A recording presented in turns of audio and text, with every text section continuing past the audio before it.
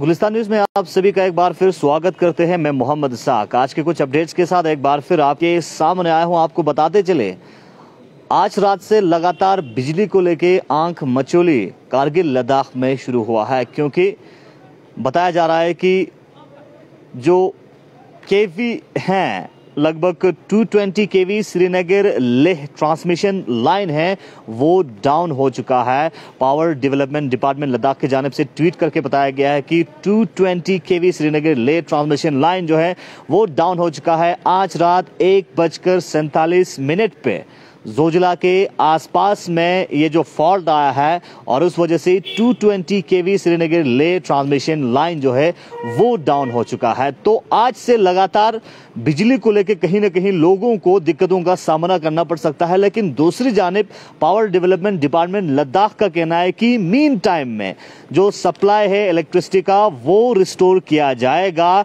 जो generators available generator से restore किया जाएगा अलची और छुतुक प्रोजेक्ट से। लेकिन एक चीज इसमें एक अहम चीज और जिक्र किया है, वो बताया गया है कि जो पावर है, जो लोड की डिमांड है वो कैटर नहीं कर सकता है। तो इससे आप अंदाजा लगा सकते हैं कि कहीं ना कहीं आंख मचोली का सिलसिला तो शुरू हुआ है और आने वाले वक्त में लोगों को इलेक्ट्रिसिटी को लेकर कहीं ना कहीं दिक्कतों का सामना करना पड़ सकता है, क्योंकि जो लद्दाख के अंदर इलेक्ट्रिसिटी के हवाले से मुख्तलिफ प्रोजेक्ट्स हैं, हाइड्रो प्रोजेक्ट्स हैं, उनसे जो लोड कैटर करने के लिए जो डिमांड है, इलेक्ट्रिसिटी की डिमांड है, वो पूरा नहीं किया जा सकता है। वो पावर डेवलपमेंट डिपार्टमेंट की लद्दाख की जानिब से ट्वीट करके बताया गया है। तो जो ट्वीट है वो आपको ट्वीट ही पढ़ के सुनाते हैं। पहले तो 220 केवी श्रीनगर लेह ट्रांसमिशन लाइन जो है वो डाउन हो चुका है, क्योंकि जोजिला के आसपास में फॉल्ट आया है आज रात 1:47 पे। तो मीन टाइम में बताया कि mean time supply restored from use available generators from Alchi and Chutuk projects. However, which will not be adequate to cater the current load demand.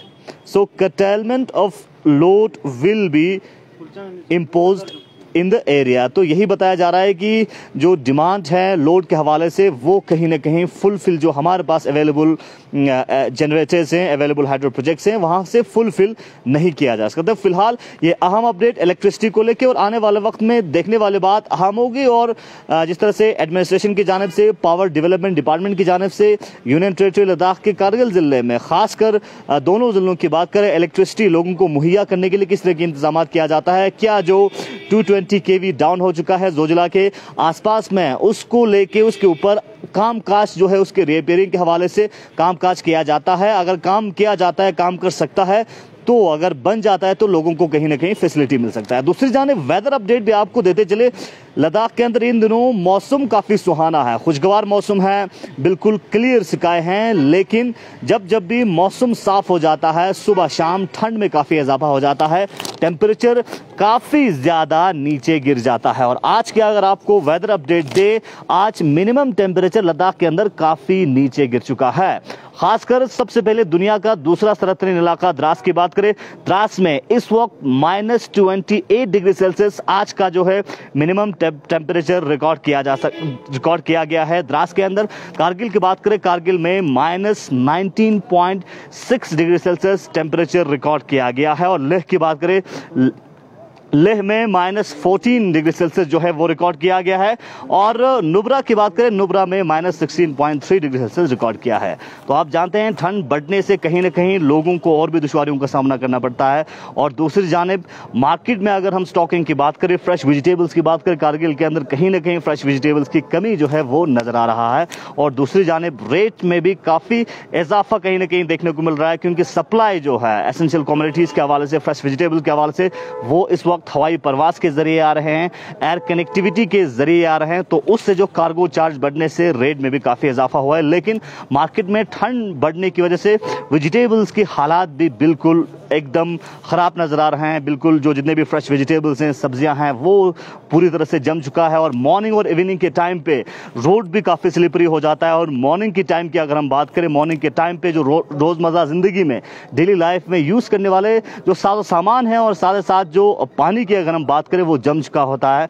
और एक जगह से दूसरी जगह सफ़र करने के लिए मॉर्निंग के टाइम पे गाड़ी के ज़रिए आपको सफ़र करना है तो सुबह सवेरे उठ के पहले गाड़ी को गर्म करना पड़ता है स्टोव के ज़रिए।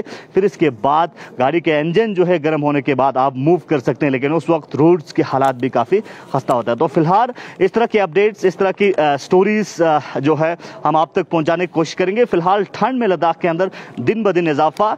द्रास दुनिया का दूसरा सरहदी इलाका जहां पे -28 डिग्री सेल्सियस आज फिर से रिकॉर्ड किया गया है। और अब तक का सेकंड हाईएस्ट जो है टेम्परेचर में इजाफा, सबसे ज़्यादा इजाफा और टेम्परेचर बहुत नीचे गिरते हुए पाया गया है द्रास के अंदर। और साथ साथ कारगिल में भी -19 जो है ये ठंड किसी दूसरे जगह से कम नहीं है। -19 भी काफ़ी ज़्यादा माना जाता है और -19 कारगिल के अंदर रिकॉर्ड किया गया है। फिलहाल जो है मौसम एकदम क्लियर है। तो इस तरह की डेवलपिंग स्टोरीज के साथ, इस तरह के और अपडेट्स के साथ आप तक मिलते रहेंगे। पल पल के अपडेट के लिए आप बने रहिए गुलिस्तान न्यूज़ के साथ।